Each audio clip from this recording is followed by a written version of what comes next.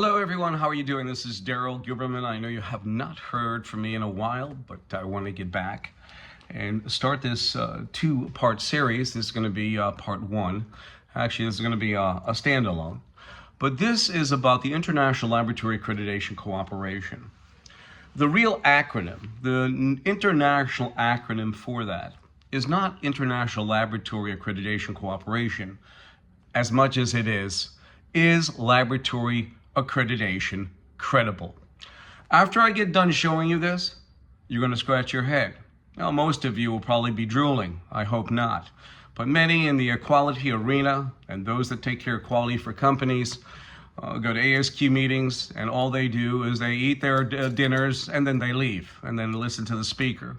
But nobody of substance is ever at those meetings. I've discovered over the years. I used to be a member of the American Society for Quality.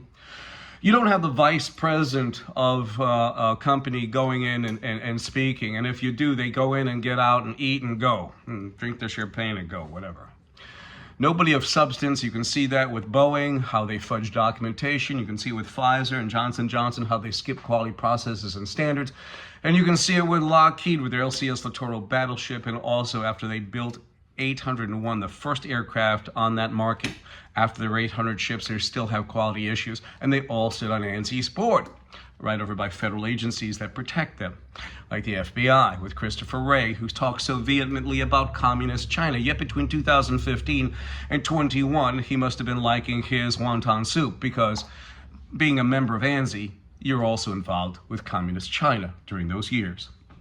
So the International Laboratory Accreditation Cooperation, which is a wonderful organization because they do not allow Iran on board. Just as the International Accreditation Forum, which is a sister organization of the International Laboratory Accreditation Cooperation, just as the IF, incorporated in Delaware, International Accreditation Forum, does not allow Israel on board. I find this very in poor taste because you have countries, okay, that want, it's the people, not the politicians. Look at Israel, for example. Benjamin Netanyahu said in an interview, he said, "I use the Israeli people as a lab for Pfizer." I wonder how much Albert Bourla, the CEO, veterinarian for Pfizer, gave Netanyahu. So we go on with ILAC, the International Laboratory Accreditation Cooperation, or in other words, is laboratory accreditation credible?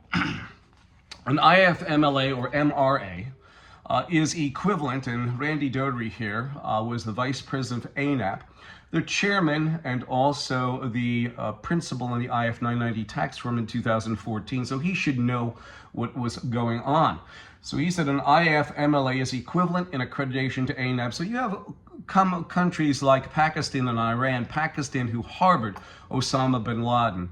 Iran, who admitted to harboring some of the terrorists of 9/11. On top of that, we have memos from ANSI during these times, 2016-17, that said that we will do everything in our power to meet with these countries, even though there are sanctions throughout the country. It's just throughout the world. So they are sister organizations, okay?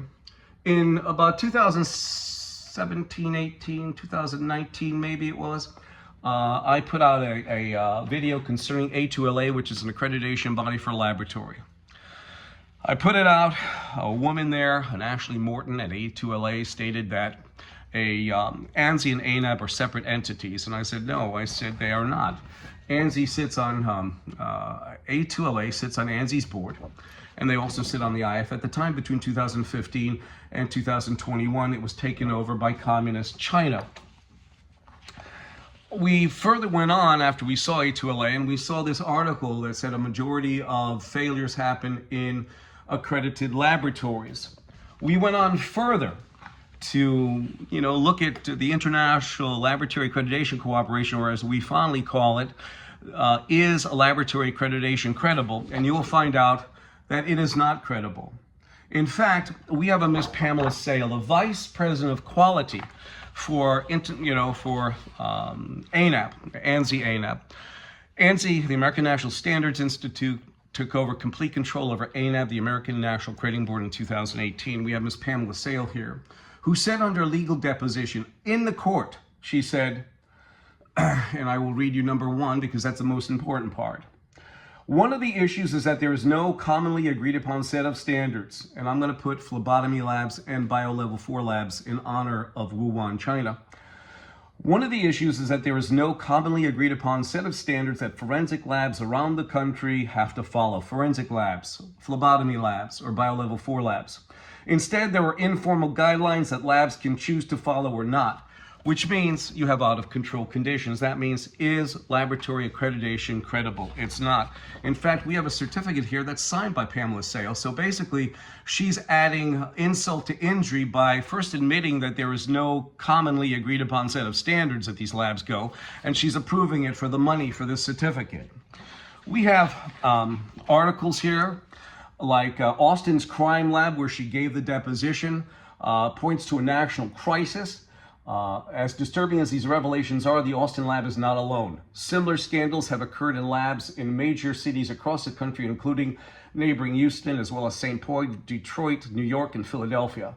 In 2015, the FBI lab in Washington, D.C. admitted that nearly every examiner in an elite FBI forensic unit gave flawed testimony in almost all trials which they offered evidence. Over a period of 20 years, according to the Washington Post, those trials included 32 death sentences.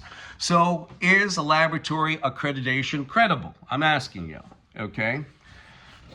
Here goes a continuation of that.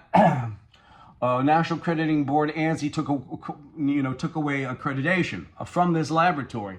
And this was in 2015. The major evidence that calls into question the competence of ANAB is that 18 months and more, during which quality auditors from ANAB and internal auditors from the Department of Forensic Science, FBI lab, missed non-compliances of such magnitude as to warrant suspension of accreditation. Is laboratory accreditation credible? Well, here goes credibility. You have a Marvin Schechter who gave this in a report stating that no more ASCLD, which Pamela Sale watches over because ASCLD lab is also owned by ANSI-ANAB, say that it's no more than a seal of approval. You have the FDA sitting on ANSI's board, and the FDA approved ANAB for third-party audits for food safety. You have some serious issues. So is laboratory accreditation credible? That is what we're asking. We haven't heard anything from them. They're all need crickets because they're scared to answer me, because they know what I have here would put a ding on every laboratory accreditation in this country and the world. You have NIH on board, you have the CDC on board, and you have the IF, the International Accreditation Form, which means it always fails. And it does. You have Pfizer and Johnson & Johnson sitting on ANSI's board, right over by the FDA, CDC, NIH, etc., DOJ, FBI, etc., and they skipped quality processes. In fact, J&J had over 75 million vials of contaminated materials, COVID vaccine, taken back because of contamination, skipping quality processes. You have Boeing, who fudged documentation on their aircraft, sitting on ANSI's board. You have Lockheed Martin, who after the 801st ship still is producing aircraft that have quality issues. You'd figure after 800 ships, they finally got some of their shit together, but maybe not. I guess Jim Tassett, the CEO, is playing too much golf. I guess he's caring about what type of ball he has, Titleist or whatever the heck it is. So we leave it here because there's going to be another one coming out directly about the International Accreditation Form. But after what I've showed you about Pamela Sale stating, the vice president, no other than the vice president of quality for laboratory accreditation, stating that there are no protocols from one laboratory to another. So can we actually say the laboratory biolevel 4 lab in China, Wuhan, China, released that? Well, per Pamela Sale's own words, it is quite plausible. The word that I'm going to leave you with, ladies and gentlemen and business owners, is obfuscation. The action of making something obscure, unclear, or unintelligible. So we're going to leave it here. So I will leave you this. ILAC is laboratory accreditation credible? And this goes to my dear quality colleague, Merdad, who's big into ISO 17025 for laboratory. He's one of the very few that I know in the whole scheme of things who really cares about quality. Most care about the certificate that ANAB's getting their money for, and so many other registrars like A2LA, etc., ASCLD for lab, etc. I'm going to leave it here. I think that's enough. Is laboratory accreditation credible? That's your decision. My decision is nope, it's not. 203-556-1493. I thank you.